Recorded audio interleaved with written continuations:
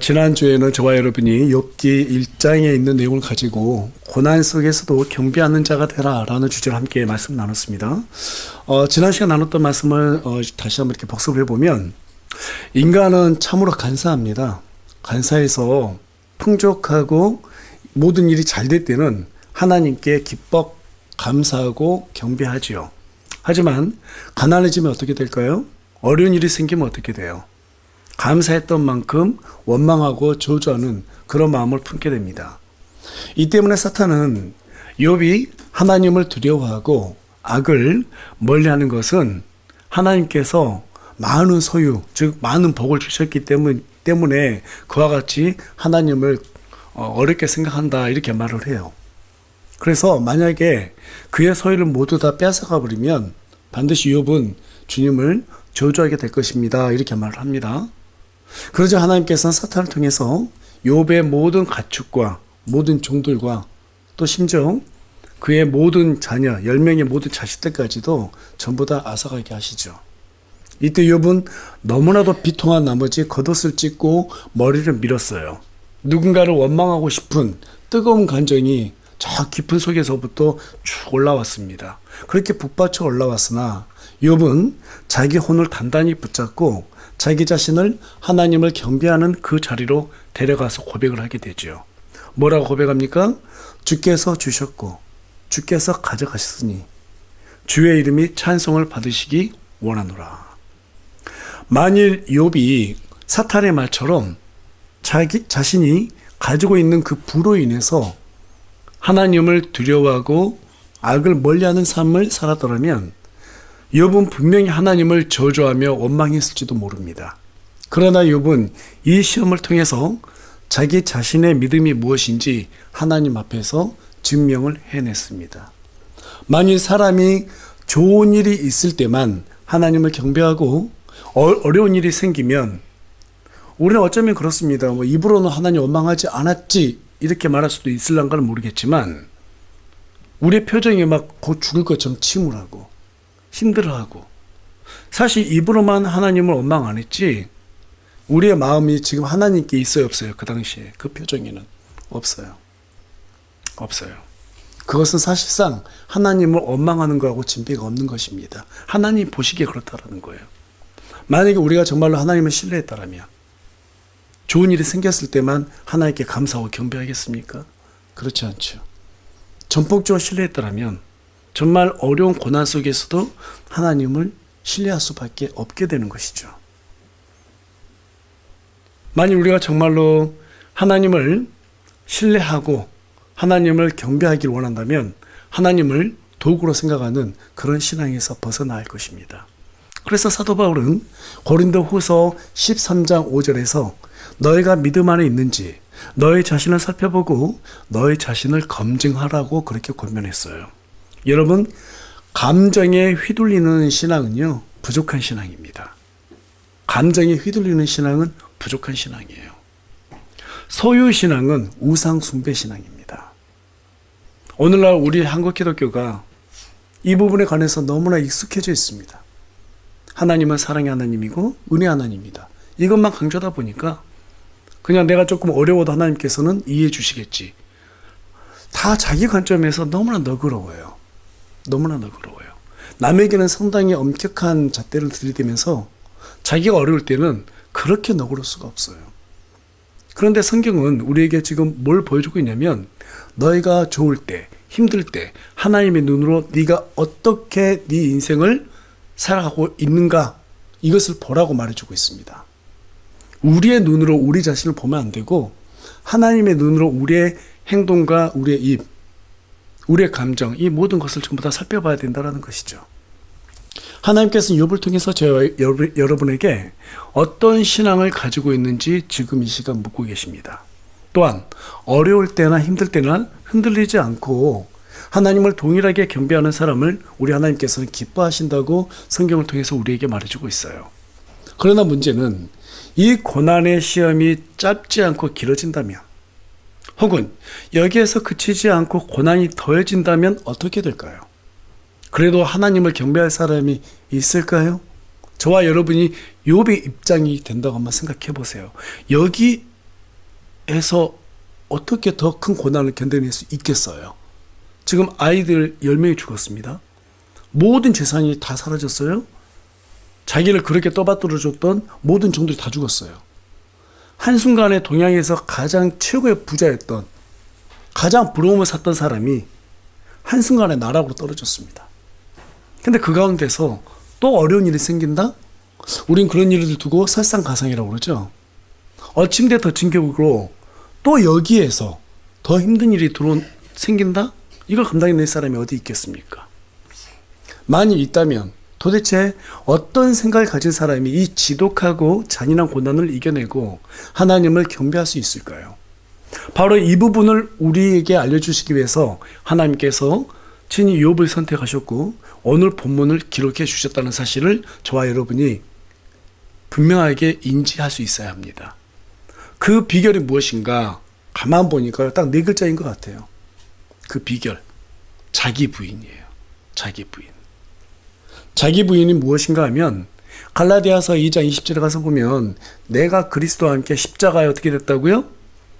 못 박혔다고요. 이미 우리 주님께서 십자가에 못 박혔을 때 우리도 그 십자가에 못 박혀 죽었다고요.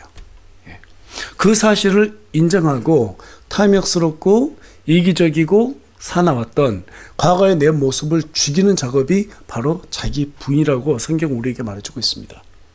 이 일을 해냈을 때 사람은 어떤 고난이 닥쳐도 욥처럼 주님을 경배하는 자리로 우리 자신을 데려갈 수 있다는 것이죠. 이 일을 해내기 위해서 가장 중요한 것이 무엇일까요? 우리 다 같이 잠언 4장 23절 말씀 한 목소리 읽어보겠습니다. 시작. 열심을 다하여 내 마음을 지키라. 생명의 산물이 거기에서 나오느니라. 열심을 다하여 뭘 지키라고 말하고 있어요? 너의 마음을 지켜라. 생명의 산물, 즉 그 산물이라고 하는 것은 생각이에요. 그 모든 생각들이 거기에서 나온다고 말해주고 있습니다. 신앙은 우리 마음속에서 올라오는 생각들을 말씀으로 분별하고 자기 혼을 온전히 지켰을 때 한 단계 한 단계 성숙해가는 그러한 과정을 밟아가게 되는 것입니다. 이 과정은 해도 되고 안 해도 되는 어떤 선택 과목이 아니에요. 필수 과목이에요. 왜냐하면 우리 주님은 누구든지 나를 따르려거든 자기를 부인하고 자기 십자가를 지고 따르라고 말씀하셨습니다. 만일 저와 여러분이 이 일을 해내지 못한다면 그냥 어제와 같은 오늘로 살고 남들처럼 그냥 일을 되면 교회 한번 갔다 오는 것으로 부담 다 덜어내고 그리고 월화수목금토는 세상 사람들과 똑같이 먹고 마시기 위해서 살고 마음속에서 불평이 올라오면 불평 다 하고 어려운 일이 생기면 하나님 원망하고 남들과 다 싸우고 그렇게 세상 사람들과 구별되지 않는 그러한 삶을 살게 되면은요 평생 그 자리에서 맴돌기 나는 절름발이 성도로 살아가다가 겨우 구원만 받고 죽게 될 것입니다. 이것이야말로 우리 그리스도인들에게 있어서 가장 비참한 모습이 아니고 무엇일까요? 그래서 오늘은 온전하게 자기 혼을 지키는 자가 되라라는 주제로 여러분과 함께 말씀을 나누기를 원합니다. 온전하게 자기 혼을 지키는 자가 되라. 오늘 말씀을 나눈 가운데 어떤 고난이 와도 마귀에게 우리의 생각을 넘겨주지 않고 주님의 말씀대로 살아가기를 작정하는 귀한 시간이 되기를 간절히 소망합니다. 1절에 가서 보니까 사탄이 다시 하나님 앞에서 자기 자신의 모습을 보였다고 기록하고 있어요. 그리고 2절에 가서 보니까 하나님께서 사탄에게 물어봅니다. 네가 어디에서 오느냐? 이 대화로 볼 때 사탄이 욥을 첫 번째로 공격하고 어느 정도 시간이 지났다라는 것을 알 수 있어요. 그리고 계속해서 하나님께서 사탄에게 말씀하시죠. 네가 내 종 욥을 깊이 살펴보았느냐? 그런데 여러분, 하나님께서요 욥을 언급하실 때 그냥 욥이라고 말하지 않죠. 뭐라고 말해요? 내 종 욥이라고 말하고 있습니다. 내 종 욥이라는 세 글자 속에 여러분 하나님의 어떤 마음이 느껴지세요? 마치 저는 그래요. 아버지가 금메달을 따낸 아들을 바라보는 심정이지 않을까. 역시 내 아들이야. 나는 네가 해낼 줄 알았어. 그래서 너무나 자랑스러워. 그런 어떤 뿌듯한 아버지의 마음이 느껴지진 않나요? 여러분, 하나님께서는요, 저와 여러분들에게 맡기신 일이 있고 기대하고 있는 게 있어요. 그 기대치를 충족시켰을 때, 그 일들을 해냈을 때 우리를 사탄에게조차도 자랑하고 싶어하는 그러한 마음을 가지고 계세요. 저와 여러분이 그 일을 해냈을 때 주님은 뭐라고 말씀하세요? 역시 내 종, 우리 광숙이야. 그렇죠? 역시 내 종 회숙이야. 역시 내 종 희경이야. 그렇게 말해준다라는 거예요. 주님의 기대를 충족시키는 우리 모두가 되기를 간절히 소망합니다. 이제 욥을 통해서 흡족하신 하나님께서 사탄에게 다시 한번 그를 자랑하세요. 자식 자랑하는 사람을 뭐라고 말하죠? 뭐라고도 굳이 말하진 않겠지만 그렇게 좋아하진 않잖아요. 그렇죠? 그런데 하나님께서는 얼마나 이 욥이라는 사람이 자랑스럽고 사랑스러웠던지 사탄에게 아랑곳하지 않고요, 자랑합니다. 그와 같이 완전하고 올바르며 하나님을 두려워하고 악을 멀리하는 자는 땅에 없느니라. 여러분, 이 칭찬이요, 1장 1절, 1장 8절, 그리고 오늘 본문 2장 3절, 여기에서 총 3번이나 계속해서 반복해서 칭찬이 되고 있어요. 게다가 하나님께서 뭐라고 말씀하세요? 욥 같은 자가 이 땅에 있다고 없다고요? 이 땅에 없다.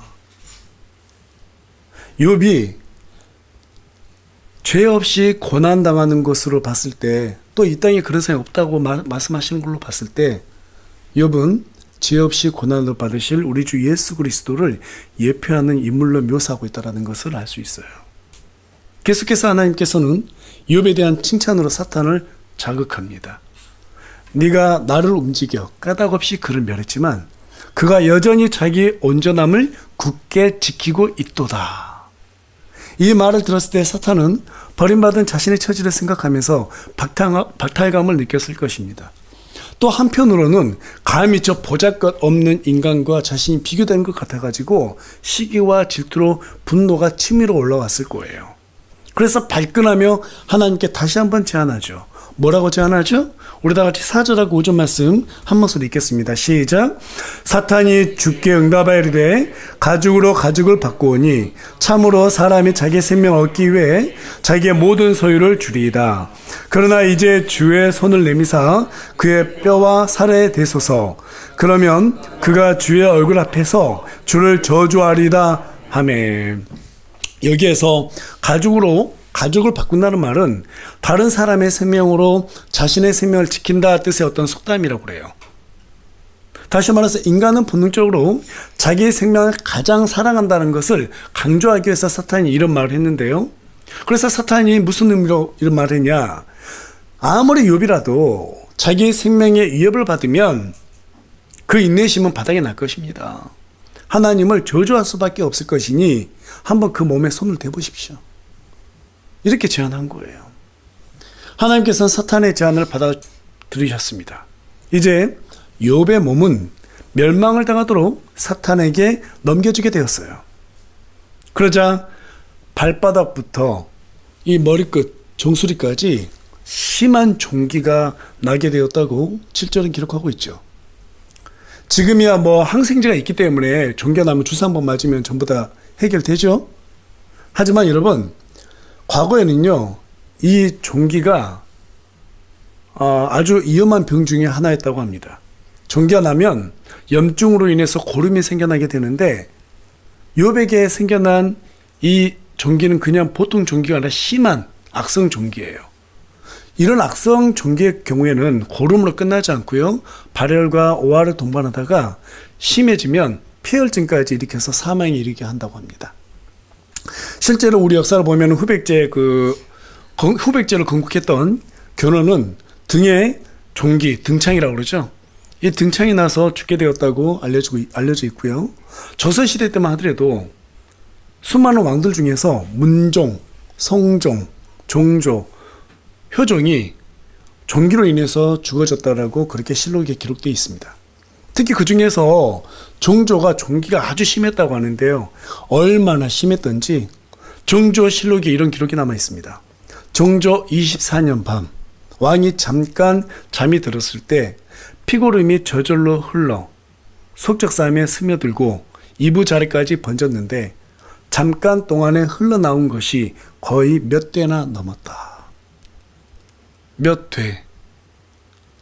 온몸에 고름이 피하고 고름이 쫙 흘러 넘쳤다라는 거예요. 그 무더운 여름날 몇 대나 되는 고름을 쏟았으면 얼마나 고생하고 고생스럽고 그 고통이 얼마나 끔찍했는지 짐작하기조차 어려운 수준일 것입니다. 그렇죠? 그 고통을 욥이 당하게 되었다라는 거예요. 종교가 나면 오한과 발열도 있지만 가장 고통스러운 게 뭐냐면요, 간지러워요. 근데 발끝부터 머리끝까지 막 간지러서 손을 안 댈 수가 없죠. 저와 여러분 어렸을 때 홍역이라든지 수도 같은 거 나면 어때요? 손대지 말았는데 손 안 댈 수가 없죠. 막 얼마나 간지럽습니까? 어렸을 때는 이렇게 종교가 나면 어머니께서 고약 같은 거 이렇게 붙여주셨거든요. 좀 더 지나면 고름이 터지면서 없어지잖아요. 너무나 간지러우니까 막 긁다가 떼어냈던 그런 일들이 기억나는데, 이처럼 욥은 뭐 엄청나게 고통스러웠어요. 얼마나 고통스러웠던지 깨진 질그릇 조각을 갖다 주워다가 자기 몸을 긁고 있었습니다. 제 가운데 앉아서 긁고 있었다고, 흙바닥에 앉아서 막 긁고 있었다고 구절은 지금 현재 우리에게 말해주고 있어요. 이 흙바닥에 앉아서 깨진 질그릇 조각을 보고 있자니 마치 그것이 깨진 자기의 모습처럼 느껴졌을 것입니다. 여러분, 이때 욥이 어떤 생각을 했을까요? 10중 8구 저는 이런 생각을 했을 거라고 생각이 들어요. 이게 무슨 일이야? 도대체 내가 왜 이런 일을 당하고 있지? 계속 이 물음표를 찍으면서 몸을 막 긁으면서 고통스러워하고 있었을 거예요. 제발 이 일이 나에게 악몽으로 다시 깨어났으면 좋겠다. 이런 생각을 하지 않았을까? 그런데 저와 여러분 같았으면 그 자리에서 어떤 생각을 하게 됐을까요? 아마 하나님께 따지지 않았을까요? 이런 부분에 대해서 이사야서 45장 9절에 10절 가서 보니까 우리에게 그런 생각을 품었을 때 어떻게 되는지 경고하고 있습니다. 우리 다 같이 이사야서 45장 9절 말씀 읽어보겠습니다. 9절 말씀 시작. 자기를 만든 자와 다투는 자에게 화가 있을지어다. 질그릇 조각은 땅의 질그릇 조각들과 다툴지니 지능이 자기를 빚는 자들에게 이르기를 내가 무엇을 만드느냐 할 수 있으며 또는 내가 만든 것이 이르기를 그는 손이 없다 할 수 있겠느냐. 하나님께서 저와 여러분을 가난한 자로 만들면 가난한 자로 만족해야 되는 거예요. 병든 자로 만들면 병든 자로 만족해야 되는 거예요. 토기장이가 질그릇을 어떻게 만들든 그건 토기장의 마음이죠. 근데 그 질그릇이 왜 나를 이렇게 만들었어라고 따질 수 있어요, 없어요? 따질 수가 없잖아요. 따질 수가 없잖아요. 왜 이 모양으로 만들었어요? 나도 저기 백자 청자처럼 만들어주지 왜 요강으로 만들었어요? 따질 수 있어요? 없어요. 요강으로 만들었으면 그 요강 역할을 해야 되는 거예요. 어떻게 따질 수 있어요? 지금 이사야가 이 얘기를 하고 있는 거예요. 우리가 어떻게 하나님께 따질 수 있느냐. 하나님께서 만들었으면 그 만든 모습 그대로 하나님께 인정하고 살아야 된다라는 거예요. 오늘날 우리는요, 앞서 말씀드린 바와 같이 하나님을 원망하고 하지 않고 산다고 말들은 그렇게 합니다. 내 입으로는 하나님 원망한 적이 없다고. 그런데 왜 나는 저 사람들처럼 부유하지 못하지? 왜 난 저 사람처럼 좋은 차를 못 갔지? 왜 난 저 사람들처럼 큰 집에서 못 살지? 자꾸 시기 질투해요. 그 자체가 뭐냐면 하나님께 지금 따지는 거예요. 그 자체가요. 그게 죄인지 몰라요. 죄인지 몰라요. 자꾸 부족한 내 것만 바라봐요. 하나님께 받은 은혜는 보지 않아요. 그래서 여러분, 그리스도인은요, 감사를 잃어버린 순간 그 사람의 생명 끝나는 거예요. 바로 마귀한테 넘어지는 거예요. 받은 거에 감사해야 되는 거예요. 받은 거에. 뭐에 감사해야 된다고요? 받은 거에. 또 혹 내가 지금 어려운 일을 당해도 그 또한 하나님께서 뭔가 개입하셨다라고 생각하고 인정하고 거기에도 순종할 수 있어야 되는 거예요. 우리가 거기에서 따질 수 있는 고난이 없어요. 만드시는 분은 하나님이시니까. 아멘이십니까? 우리가 그럼에도 불구하고 불평하고 원망하는 것은 하나님에 대한 신뢰가 없기 때문입니다. 여러분, 하나님은 실수할 수 있어요, 없어요? 실수할 수가 없어요. 하나님은 실수하지 않는다. 이것을 우리 마음속에 깊이 간직하면 절대로 우리의 어떤 삶의 모양을 가지고 하나님 앞에 원망할 수가 없다라는 사실입니다. 그러나 욥은 하나님을 신뢰했기 때문에 질그릇 조각을 보면서 하나님께 따지거나 불평하지 않았습니다. 우리는 이 대목에서 욥의 고통스러운 모습을 정말 상상해 볼 필요가 있어요. 발바닥부터 머리끝까지 온몸 구석구석 크고 작은 종기들이 촘촘하게 났습니다. 누울 수도 없었어요. 엎드릴 수도 없었어요. 걷거나 뛸 수도 없었어요. 움직이다 잘못하면 종기가 터져서 고름이 흘러내렸습니다. 온 몸에는 고름으로 인해서 썩은 냄새가 진동했습니다. 거의 뭐 살아있는 시체였어요. 얼굴은 이미 흉측해졌습니다. 손과 발은 퉁퉁 부어올랐습니다. 발바닥에 났는데 손바닥에도 안 났겠습니까? 누가 악수라도 하고 싶었겠어요. 게다가 몸에서는 열이 나고 오한으로 덜덜 떨며 침 한 방울 삼키기가 힘들 지경에 왔습니다. 욥에게는 어떤 아름다운 모습을 찾아볼 수가 없었어요. 그 이전에 부유하고 고귀해 보였던 그런 욥이 아니었어요. 정말 비참하고 거지도 완전 상거지죠. 이 정도 되면, 그렇죠? 그런 비참한 나라로 떨어졌습니다. 그때 욥의 아내가 욥에게 다가와서 말을 건넵니다. 당신이 아직도 당신의 온전함을 지키느냐? 하나님을 저주하고 죽으라. 욥의 아내가 이렇게 말하는 것은 욥이 미워서라기보다는 너무나 불쌍하고 자신들의 모습이 너무 비참하게 느껴졌기 때문에 그와 같은 말을 내뱉은 것입니다. 그러나 욥의 입장에서는 그 말은 오히려 위로가 되었을지도 몰라요. 차라리 죽는 게 좋잖아요. 그 지경이면 차라리 죽는 게 낫지 않습니까? 죽고 이 고통에서 빨리 벗어나 버리자. 그런 유혹이 얼마나 다가왔겠습니까? 마치 이 유혹은요, 이브가 아담에게 선악과를 먹으라고 권하는 것처럼 그러한 어떤 시험적인 유혹이었을 것입니다. 그러나 욥은 그 자체를 보지 않고 그 뒤에는 사탄이 있다는 사실을 알아챘어요. 세상 살다 보면 항상 가까운 사람에게 뒤통수를 맞고 배신을 당하듯이 신앙생활도 마찬가지입니다. 가까운 사람으로 인해서 시험을 당하게 되는 거예요. 그래서 주님은 사람들의 원수들은 그 집안에 속한 자들이 있다고 마태복음 10장 36절을 통해서 우리에게 말해주고 있습니다. 지난주에 그 설교 전에 여러분들께 말씀드렸다시피, 당부드렸다시피 주일을 앞둔 토요일부터는 가까운 사람, 즉 가족들끼리 서로 말과 행동을 조심하라고 당부를 드렸죠. 그 이유가 바로 여기 있어요. 대부분의 시험들은요, 모르는 사람들한테서 오지 않습니다. 멀리 있는 사람한테 오지 않아요. 가까운 가족, 가까울수록 이 시험거리가 될 경우가 상당히 많습니다. 그래서 항상 가까운 사람을 통해서 마귀가 우리를 방해해요. 특히 오늘 같은 경우는 하나님께 경배하는 자를 오는 날이잖아요. 마귀는 하나님을 경배하는 것을 지극히 싫어합니다. 가장 미워해요. 왜 그럴까요? 우리가 하나님을 경배하면 우리의 영이 살아나거든요. 마귀가 더 대적해지기 어렵거든요. 그래서 어떻게든 토요일날 방해합니다. 감정적으로 흔들기도 하고 고민거리가 생기게 만들기도 하고 아침에 눈 뜨면 교회 가고 싶지 않다. 예배드리기 싫다. 이런 생각을 하게 만들어요. 거기에 속으면은요, 그때부터 계속해서 하나님을 경배하는 자리에서 멀어지는 것입니다. 그래서 제가 여러분들께 주일은 그냥 무조건 잘 지켜야 된다. 작정을 해야 된다. 이런 말씀을 여러 차례 드렸습니다. 그리고 이제 그러한 어떤 생각들을 욥이 알아채고 아내에게 한마디 합니다. 근데 그 말이 또 욥의 위대한 믿음의 고백이 담겨져 있는 말이에요. 그 내용이 10절에 기록되어 있는데요. 우리 다 같이 10절 말씀 한 목소리로 크게 읽겠습니다. 시작. 그가 그녀에게 이르기를 당신이 어리석은 여자들 중 하나가 말하듯 말하는데 무슨 까닭이냐. 우리가 하나님의 손에서 좋은 것을 받을 터인데 나쁜 것도 받지 아니하겠느냐 하고 이 모든 일에 욥이 자기 입술로 죄를 짓지 아니하였더라.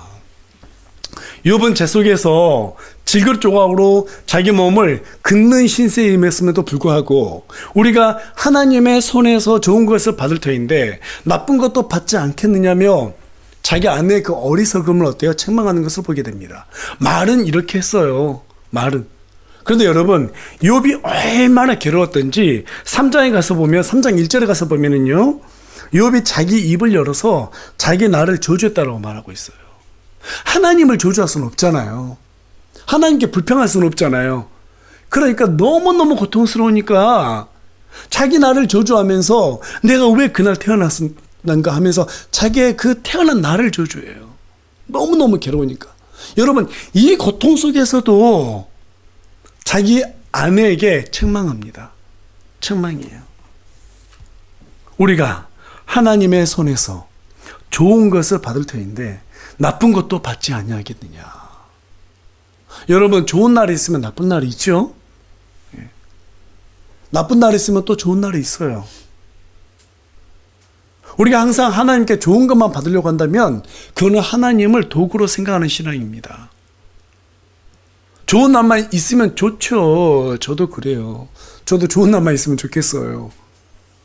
그런데 인간은요, 어떤 좋은 환경에 주어졌을 때 성장하지 않습니다. 항상 어려운 환경 속에서 사람이 나에게 뭐가 부족한가? 내가 이걸 극복하기 위해서 하나님을 붙들어야 되겠구나. 이런 생각을 하게 돼 있어요. 그래서 때로는 고난이 위장된 축복이라고 사람들은 흔히들 얘기하죠. 여러분, 건강하고 부유할 때만 하나님을 찬양하고 가난해지고 병들고 아플 땐 하나님을 경배하지 않는다면 그것은 신앙이 아닙니다. 그것을 욥이 지금 뭐라고 말하고 있어요? 어리석은 거라고 말하고 있어요. 그래서 저와 여러분 오늘 작정하셔야 돼요. 앞으로 내가 어려운 일이 있어도 입을 조심하자. 뭘 조심하자고요? 입을 조심하자. 입을 조심하자. 앞서 말씀드린 바와 같이 감정에 휘둘리는 신앙은 부족한 신앙이라고 말씀드렸습니다. 소유신앙은 우상숭배라고 말씀드렸어요. 하나님 앞에서 겸손한 사람은 가난하든 부유하든 건강하고 병들고 아프든 상황에 따라서 주님을 경배하는 사람이 아니라 말씀에 따라서 무조건적으로 주를 경배하는 사람이에요. 이 일을 해내지 못하면 저와 여러분은 앞으로도 하나님을 도구로 생각하는 신앙에서 영원히 벗어나지 못할지도 모릅니다. 충성된 사람은 이해관계를 따지지 않습니다. 자기 혼을 온전히 지켜서 하나님을 경배하는 사람입니다. 그렇게 되려면 어떻게 해야 될까요? 첫 번째, 욥처럼 자기 입을 잘 다스려야 합니다. 불평하는 사람은 항상 또 불평하게 돼 있어요. 왜 불평할까요? 앞서 말씀드린 바처럼 하나님 한 분만으로 만족하지 못하기 때문입니다. 하나님을 신뢰하지 못하기 때문입니다. 하나님은 실수할 수 있다고 생각하기 때문입니다. 세상 사람들의 성공을 부러워하기 때문입니다. 자꾸 비교하기 때문에 그래요. 여러분, 비교가 뭐라고 그래요? 비참하고 교만해지는 거라고 그러죠. 비교하면은요, 비참하고 교만해져요. 당하면 비참해지고, 내가 누군가를 비교해서 자랑하면 교만해지는 거예요. 거기는 하나님의 뜻이 없습니다. 하나님의 뜻은 너희들이 힘든 가운데서도 너희 입을 온전하게 지켜서 나를 경배할 수 있느냐를 보는 거예요. 여러분, 욥기 2장 3절에 기록된 바와 같이 주께서 사탄에게 이르시되 내가 내 종 욥을 깊이 살펴보았느냐고 물으셨습니다. 하나님께서는 고통 중에서 고통을 당하고 있는 욥의 입을 지켜보았다 이 말입니다. 우리가 힘든 일을 당할 때 우리가 어떤 말을 하는지 하나님께서는 우리의 입을 지켜보신다는 말씀입니다. 그래서 조금 전에 말씀드린 바와 같이 한 번 더 강조하겠습니다. 힘들고 어려울 때 뭘 지키라고요? 입을 지켜야 되는 것입니다. 죽고 싶다. 지겨워서 못 살겠다. 미치겠다. 환장하겠다. 뭐 팔팔 뛰겠다. 뭐 나름의 그 감정 표현 하잖아요. 이런 말들을 한다고 해서 나아지는 것은 하나도 없습니다. 이것들은 우리를 죽이는 악한 저주의 말들이고 하나님께 오히려 책망받는 말들이에요.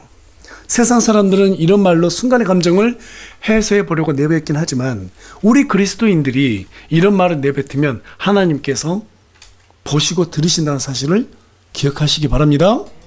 네. 이런 말을 들으시고 하나님께서는 그 사람이 하나님 앞에서 완전한지 올바른지 하나님을 두려워하는지 악을 멀리하시는지 판단하는 근거가 된다는 거예요. 두 번째로 욥처럼 고난 중에서도 자기 혼을 온전히 지키기 위해선 말씀이 주는 생각들을 지켜낼 수 있어야 합니다.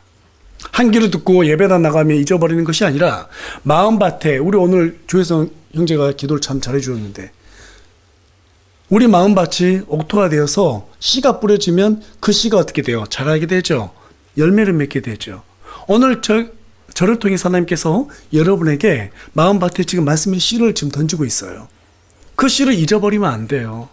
이것을 잘 간수해가지고 점심 먹고 그냥 다 소화시켜서 배출시켜버리지 마시고 마음에 심을 것은 마음에 심으시고,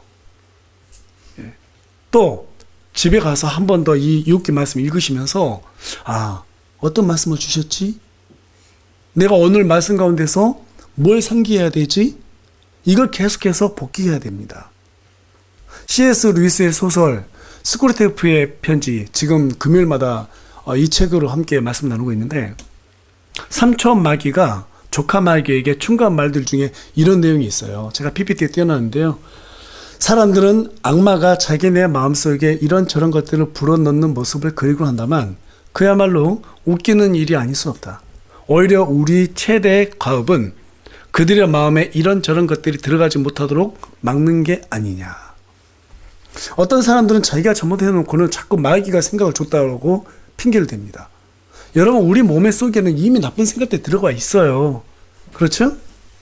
마귀가 우리에게 나쁜 생각을 주는 게 아니라 우리가 우리의 생각을 지키지 못했기 때문에 마귀에게 그 생각을 내어주게 되는 거예요. 그리고 마귀는 그 생각을 연료로 삼아가지고 우리를 움직이게 만든단 말이에요. 그래서 마귀 탓으로 하면 돼야 안 돼요? 안 되는 거예요. 안 되는 거예요. 따라서 저와 여러분이 고난 중에서도 내 혼을 온전하게 지키기 원한다면 내 혼이 잘못된 생각, 그 생각을 선택하지 못하도록 말씀을 가지고 와서 대적해야 된다 이 말입니다. 그렇게 하려면 어떻게 해야 될까요? 다윗이 그걸 참 잘했어요. 시편 42편 5절 말씀 한 목소리 읽겠습니다. 시작. 내 혼아 내가 어찌하여 낙심하느냐, 내가 어찌하여 내 속에서 불안해하느냐. 너는 하나님께 소망을 두라. 그분 얼굴의 도우심으로 인해 내가 여전히 그분을 찬양하리로다. 계속해서 42장 11절 말씀 한 번 더 읽겠습니다. 시작. 오 내 혼아 내가 어찌하여 낙심하느냐, 네가 어찌하여 내 속에서 불안해하느냐. 너는 하나님께 소망을 두라. 내 얼굴의 건강이시요 내 하나님이신 그분을 내가 여전히 찬양하리로다. 낙심하는 내 혼, 하나님을 원망하고 내 자신을 저주하고 싶은 내 혼, 그 혼을 어떻게 하라고요? 책망하라고요. 그런 자신의 혼을 다윗처럼 우리가 지적하고 책망할 때 우리의 혼이 깨어서 하나님 앞에 다시 바로 설 수 있다는 것입니다. 근데 지금 다윗이 지금 뭐라고 말하고 있습니까? 오 내 혼아 내가 어찌하여 낙심하느냐, 내가 어찌하여 내 속에서 불안하느냐. 너는 누구에게 소망을 두라고요? 하나님께 소망을 두라고요. 내 소유에 소망을 두면 희망이 없어요. 내 감정에 소망을 둬서도 안 돼요. 내 자신에게도 소망을 둬서도 안 되고요. 내 주먹에 소망을 둬서도 안 돼요. 내 재능에 소망을 둬서도 안 됩니다. 누구에게 소망을 두라고요? 하나님께 소망을 두라고요. 세상에 소망을 두고 내 자신이 가진 것, 나에게 소망을 두면 우리의 혼은 계속해서 불평하고 낙심하는 생각을 선택하게 되어 있습니다. 우리의 혼을 지키는 일은 우리 자신밖에 할 수 없어요. 누가 도와주는 게 아니에요. 그래서 저와 여러분은 불평하고 불안하고 낙심이 되는 생각들이 마음속에서 올라오면 그 생각을 어떻게 해야 된다고요? 꾸짖어야 된다고요. 책망해야 된다고요. 다윗처럼 오 내 혼아 내가 어찌하여 낙심하느냐, 어찌하여 내 속에서 불안해하느냐. 너는 누구만 바라라?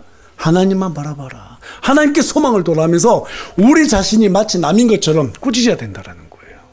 꾸짖어야 된다는 거예요. 오늘날 많은 교회들 가서 보면은 어떤 일만 생기면 낯살이 예수 그리스도로 물러가라 막 이러는데 그거 안 해도 됩니다.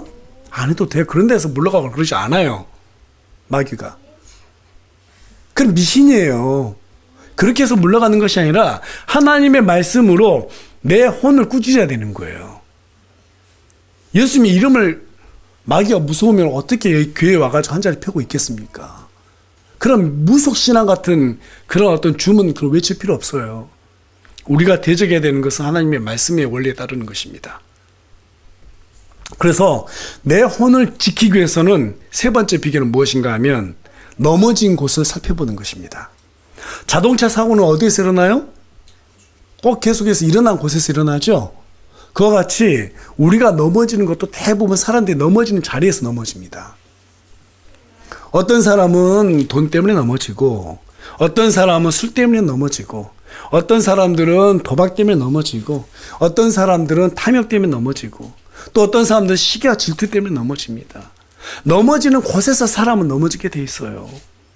그래서 저와 여러분이 그런 생각들이 올라오면 넘어지지 않기 위해서 어떻게 해야 돼요? 우리의 생각을 지켜야 돼요. 그런 생각들을 멀리해야 돼요. 하나님의 말씀으로 대적해야 돼요. 그러면 그 생각을 가지고 마귀가 장난을 치지 못한다는 것입니다.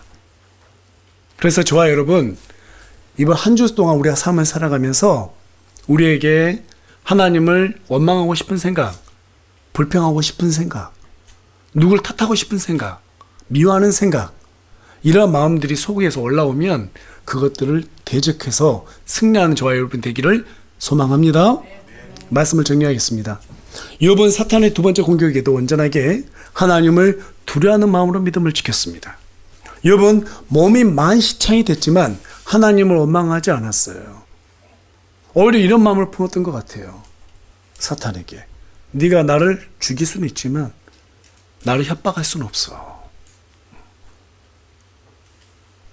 하나님은 토기장입니다. 그리고 우리는 흙입니다.